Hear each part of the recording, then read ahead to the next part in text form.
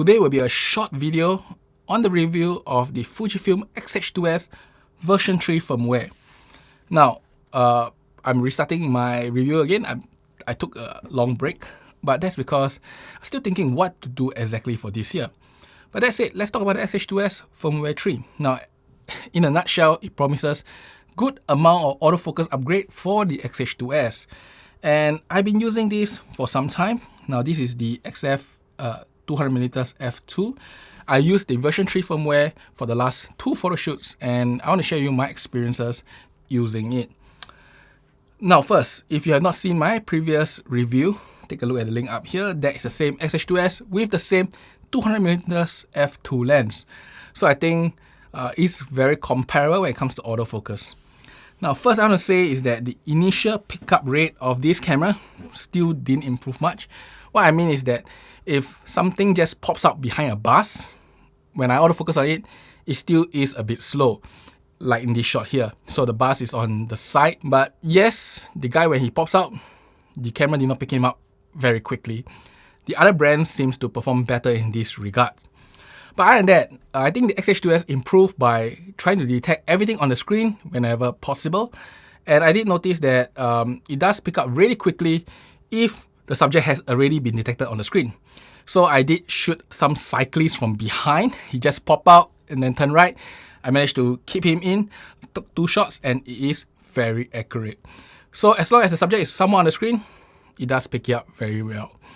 I also noticed that, in this case where the subject is facing behind, the subject detection for the head detection is very good. I think this is the best implementation so far. It can detect a head, a human body with a head from the back and the side better than almost any other flagships I have tried so far. Better than the Nikon, better than the Canon. When there is no eyes in the frame, the XH-2S does detect the head better than the other brands with this current firmware. At least that's how I feel. And then when it comes to detecting far away, the current firmware also detects really far away. I can show you some of the shots where the subject is really small on the screen. It does detect the head far away. I did notice there was a single issue during the detection, is that if the person lies between some barrier in front and behind of him, in this case, in this shot for example, even though yes, it detected the head, it detected it far away, it's still off focus. It's still off focus. I don't know why. I think there's some distraction in the far, I'll say it's the foreground and the background of the subject, and it just kind of confuses the autofocus system. But it did happen, and that's something to note. Now, when it comes to Portraiture, I have shot 2 photo shoots with it, one with Toga Mesh and one with Reef.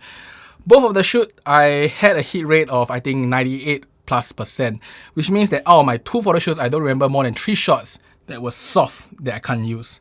So when it comes to Portraiture, it's very good. Now, just to note, the focus mechanism I used was eye detection with a wide area box because there is no full area for Fujifilm for some reason. So the wide area box, I did eye detection, and as I said, 98+% was kept. And I want to reinforce also that Fujifilm, in terms of ranking when it comes to eye detection, I rank it behind the R3. The R3 was the most stable and predictable. It always focuses on the iris, followed by the Fujifilm now, which is always stable on the iris, less distracted by hair, stuff in between the eyes and the hair and whatever between. And also it doesn't get focused on the lashes as often. Then the Z9 and the A1. The A1 is the most distracted when it comes to half body shots.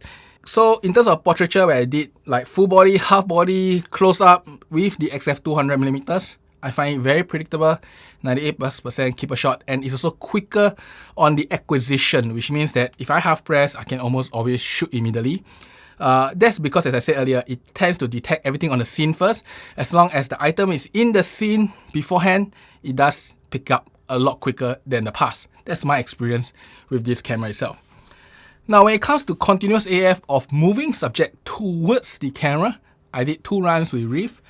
I would say as the keeper rate was 91%. 277 shots were done, 253 shots were sharp, and there were 25 shots that were soft. Now, 25 shots out of 277, 91% keeper rate is a lot of shots. Remember that the Fujifilm shoots at 40 frames a second, and therefore it is still a large amount of keeper rate versus any other brands, because you are looking at every second you're keeping 36 out of 40 shots, so it's still very good. However, if this was another brand, like say the Canon R3 or the Sony A1, I'm pretty sure both these cameras, when it comes to slow moving subject like just now, it would have a keeper rate of more than 97 to 98%, as long as using native lens. 97, 98%, not a problem. And when using the Nikon Z9, I will give it 95, 96, just slightly behind both of them. That's my thought. So I think that the Fujifilm is still slightly behind the rest when it comes to continuous AF of subject moving towards you.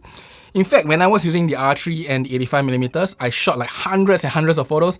I think I only had 1 or 2 shots that were soft, which means 99+% of keeper rate using 85 1.2. So really that's the difference. The Canon, the Sony, and even this Nikon Z9 still is more stable when shooting subjects moving towards you versus the Fujifilm. So that's something. So in the end of the day, my summary is that the XH-2S version 3 firmware is an improvement when it comes to acquisition of subject on the screen, when it comes to stability of the eye detection, when it comes to detecting the head and the body, it is still better than the past. At least I can feel it immediately. However, when it comes to continuous AF, it is a slight improvement, but I still think it's behind the rest of the flagships. And when it comes to pop-up subject, I think there's no improvement. If the subject pops up suddenly, the Fujifilm just feels slower than the other brands. So that's my conclusion of the firmware 3.0 for Fujifilm. And I hope this is useful to you.